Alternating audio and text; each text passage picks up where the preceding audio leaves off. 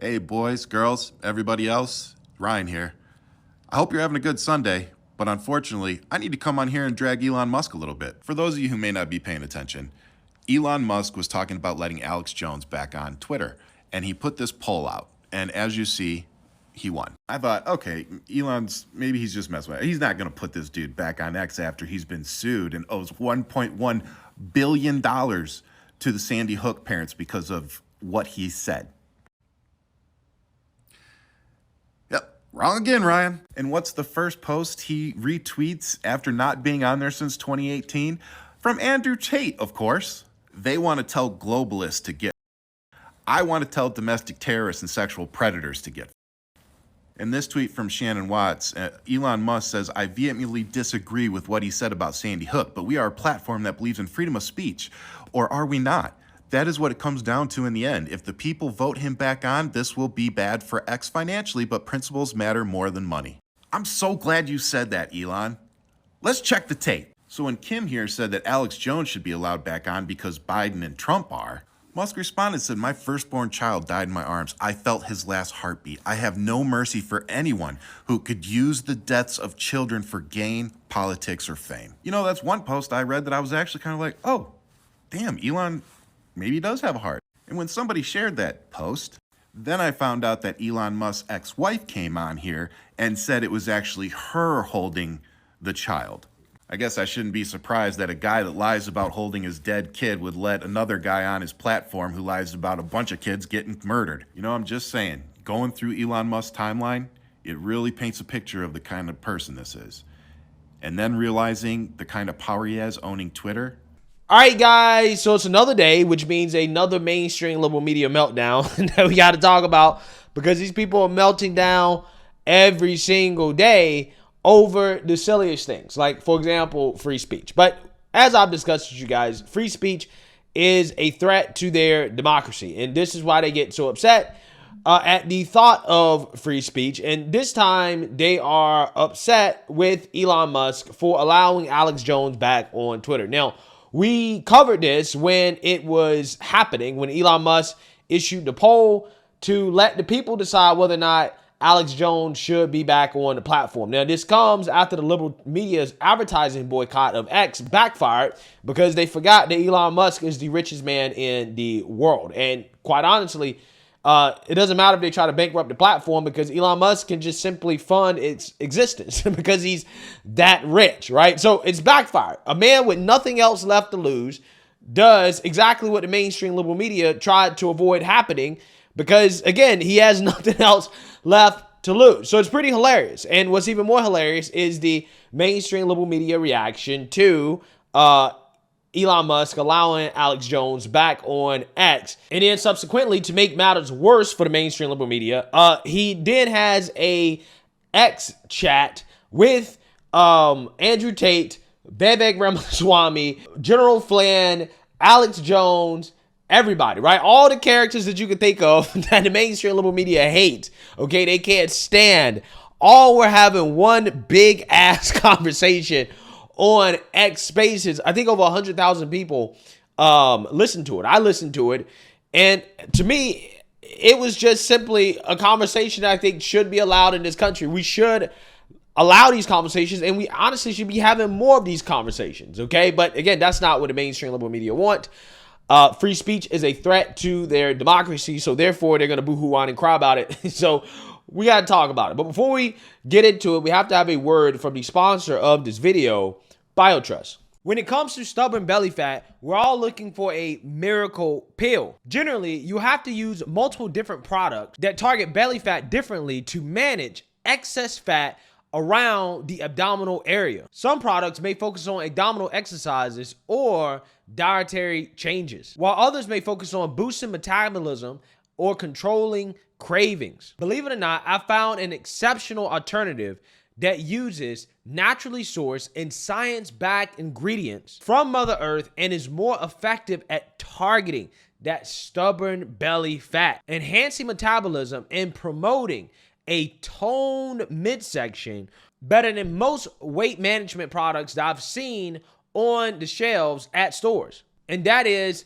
Belly Trim by BioTrust. Tens of thousands of 5-star reviews back up the notion that this amazing pill is not only a breakthrough in a bottle, but that it also helps remove the need for us to use countless diet pills and fat-burning supplements. The best part I love is that you can get 51% off for the rest of the month or until they sell out, whichever comes first. Plus, you'll receive several additional gifts valued at over $500 with every order for a limited time, including free shipping, a 60-day satisfaction guarantee, free VIP live health and fitness coaching for life, and 2 free new ebooks titled Top 10 Foods That Burn Belly Fat and Top 8 Exercises to Reduce Belly Fat at no additional cost to you. Go to trimwithpatriot.com. That's trimwithpatriot.com, or click the link down in the description below before this once-in-a-lifetime deal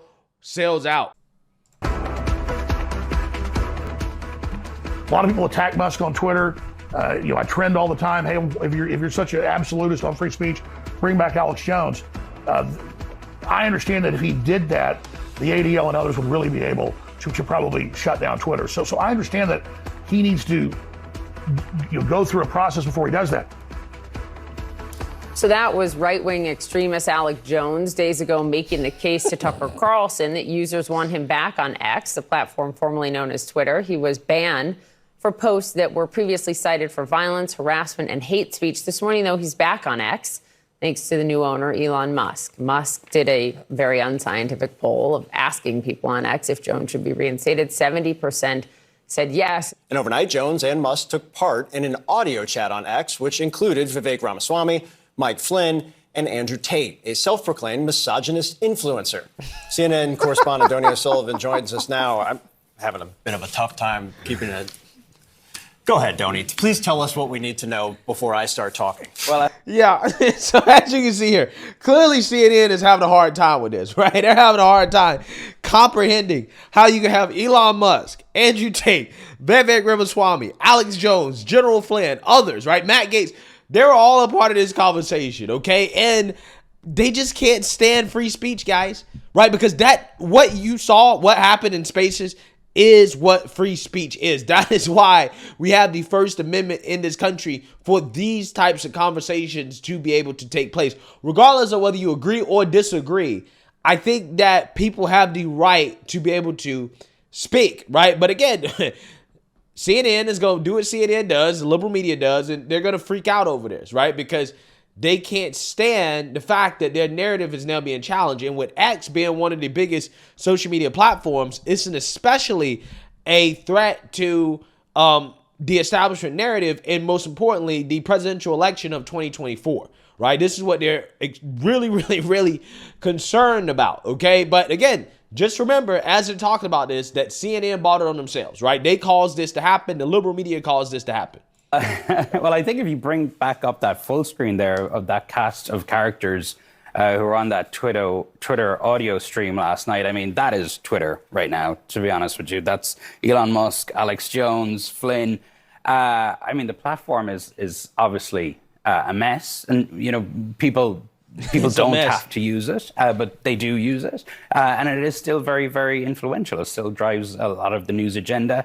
And what we're really seeing it become now, I think, is this, after the January 6th attack, a lot of these big conspiracy theorists, including Donald Trump, got kicked off the platform. And that drove a lot of people to these kind of alternative platforms, some places where extremism and hate can really fester. AKA opinions we don't like, right? That's what they mean when they say extremism and hate, right? Because again, they don't care about left-wing extremism, and left-wing extremism being on platforms like, Instagram and Facebook or whatever. They don't care about that. What they actually really care about is opinions they disagree with being out in the mainstream, right? That is what they're really concerned about. It's just so hilarious, right? And look how they just frame everybody, right? Everybody's a conspiracy theorist. Everybody's far right. Everybody's misogynist, bigoted. Again, they just can't introduce people as they are. They got to make sure they throw the spin in there. Well, he's a conspiracy theorist. Well, he's a far-right extremist. Or well, he's a a misogynist. When it's hilarious because they've never called Hillary Clinton a conspiracy theorist, even though she pushed the biggest conspiracy theory in the last 10 years, which is that Trump is some Manchurian candidate for Russia and that he likes getting pissed on by Russian prostitutes because he's a puppet of Putin, and that the 2016 election was stolen, okay, from her. The biggest conspiracy theory probably of all time, like low key, okay, which is the Russia collusion hoax. They never label Hillary Clinton as a conspiracy theorist, even though she peddled a conspiracy theory that cost taxpayers millions of dollars. Again, it just shows you the bias in the mainstream liberal media, how they love slapping these labels on people they disagree with. But when it comes to people that they're aligned with politically, they never slap these labels on those people, even though, again, these people peddle conspiracy theories more than anybody, right? Now, X, one of the biggest platforms in the world, that is the platform. That is the alternative platform, but it's mainstream. And I think, we also have to stop thinking about this stuff like somebody like Jones now as a fringe character. Right. I mean, he's not. You saw how big a role he played in the Stop the Steal movement. It has an ear to the former president, essentially. And that 70% of, now qualifying this with that's what X is now, but 70% of users on X said put him back on. After Elon Musk said just last November, quote, "I have no mercy," explaining why he wasn't reinstating Jones's account. "I have no mercy for anyone who would use the deaths of children for gain, politics, or fame."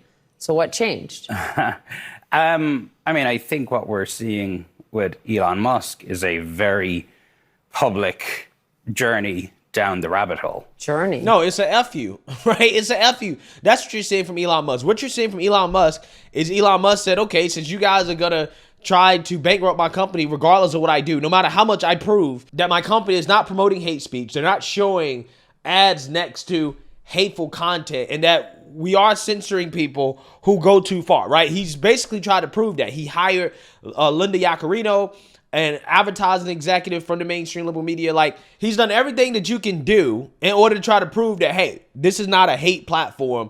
We just believe in free speech, and we're going to try to balance free speech and the needs of advertisers. However, the left didn't let them do it, right? Media Matters decided that they were going to run some, fake hit piece on Elon Musk in order to try to bankrupt the platform. And Elon Musk said, you know what, F it, right? I'm tired of this, okay? And he's finding out the hard way. This is how the left rolls. When you don't agree with the left, 99%, and I do believe that Elon Musk probably agrees with the left probably at least 50% of the time, okay? Remember, this guy was a darling of the left before in the past. He definitely agrees with the left more than he probably disagrees with them. But again, if you don't agree 100% with the left, this is what they do, right? And especially somebody like Elon Musk, who owns a platform like X, if he does not rig the game, if he doesn't rig the system in favor of the left and their narrative, they're going to try to bankrupt him, right? This is exactly what happens. So Elon Musk said, you know what, F it. I'm just going to allow everybody back on the platform because no matter what I do, you're going to try to boycott me anyways, right? You're going to try to bankrupt me anyways. So again, it's these people's fault. It is the fault of the mainstream liberal media. The same people that boohoo, whined, and cried about this, you enabled it to happen because all you had to do is chill out. All you had to do is stop going after Elon Musk by trying to bankrupt the platform, by trying to get advertisers to boycott the platform. If you would have stopped doing that and he would have kept the advertising revenue, then he would have just not let Alex Jones back on the platform. He would have continued to have the platform censor voices that are way too out of, the mainstream to actually be on the platform. He would have continued to do that. But since these people basically was like, we got to have all of our cake or, you're hateful and bigoted, and they decided to continue to go after him, this is what they get, right? This is what they get. It's just amazing how that works. Yeah. I think he's going deeper and deeper, and then you sort of see the cast of characters that he's hanging out with. I mean, quite concerning if, one of the richest, most powerful men in the world is amplifying these voices and choosing to amplify that. Yeah, it's concerning because he has FU money, right? That you can't actually really bankrupt him. Even if you bankrupt the platform, he's so rich, he can still fund its existence. So it doesn't even matter, right? That's why it's frustrating. That's why these people are clutching their pearls, because Elon Musk is so rich, he can't be bought and sold, okay? That's the problem. So now, just don't be surprised if they try to go after Elon Musk, his core wealth, right? They're going to try to go after Tesla. They're going to try to go after SpaceX. They're going to try to go after, his other companies that, are the reason why he's so rich. They're going to try to go after them now, okay? Because they know that, bankrupting Twitter is not really going to work. He's too rich for that. So I think that's what we're seeing here. And look, I think just pulling this back very broadly, we can talk about how, crazy some of the stuff Alex Jones says. But this paints a picture. It sets the stage, I think, as we go into 2024 for a platform like X, which is just going to be totally off the rails. But also then we've seen YouTube and Meta, other platforms, allowing election lies. Meta recently, it emerged that is going to take money, will take money from candidates to allow them to promote lies that say the 2020 election was stolen. Again, here it is, right? Are you guys listening to this? This guy is basically saying, look, we don't believe that social media platforms should be allowed to take ad money from candidates who simply want to express their political opinions, right? So basically he's saying that if you have a political opinion that I disagree with, we don't think that social media platforms should take ad money to advertise that. Again, this goes against the capitalistic principles of these platforms. And that's why I say what you guys are seeing here is not capitalism. Okay, what you're seeing here is basically corporatism, in which you have the government trying to leverage taxpayer money in order to force these social media platforms and these advertisers to censor speech that they don't like, that doesn't go along with the establishment narrative. Okay, that's what you're seeing here. Because again, from a capitalistic perspective, these platforms have all the incentive in the world to allow as many people as possible on the platform, right? To allow as much speech as possible, because that's how you get the eyeballs, right? That's how you get the views. But again, they went against that because of the threat of boycott from woke advertisers and the government stepping in to try to, again, censor any type of speech that goes against the establishment narrative. So now they're freaking out about 2024 because they know that free speech was the main reason why Trump won in 2016, and they don't want that, right? They don't want that. Right. All as we go in to next year. Yeah, the pendulum swinging back. Yeah. It has been something to watch. I don't know where the line should be, but it has been very clearly shifting back the other way. Donor Solon, thanks, buddy. Yeah, that's exactly how it works, right? The pendulum always swings the other way, okay? That's what happens in politics. The liberal media went too far, okay? Instead of just being satisfied with what Elon Musk was doing, he was trying to capitulate, but you guys didn't want to. You said, no, you got to go even further. You got to rig the system. You got to rig the game in our favor. And because Elon Musk wasn't willing to do that, they continue to try to attack the guy, to try to bankrupt him. And then he says, F you, I'm just going to let everybody back on the platform, which is what you tried to avoid happening. Now your worst nightmare has come true because you went too far. Again, this is what happens when you push a man to the point where he has nothing else left to lose. He just goes all out, right? He just loses it, okay? And that's basically what happened to Elon Musk. I don't care anymore. Alex Jones back on the platform. Screw you. Now you can cry about it. But it's your fault. It's your fault. Just remember that. It is the fault of the mainstream liberal media. Let me know what you guys think. Make sure you like, comment, and subscribe. Most importantly, share a Black conservative perspective. Peace.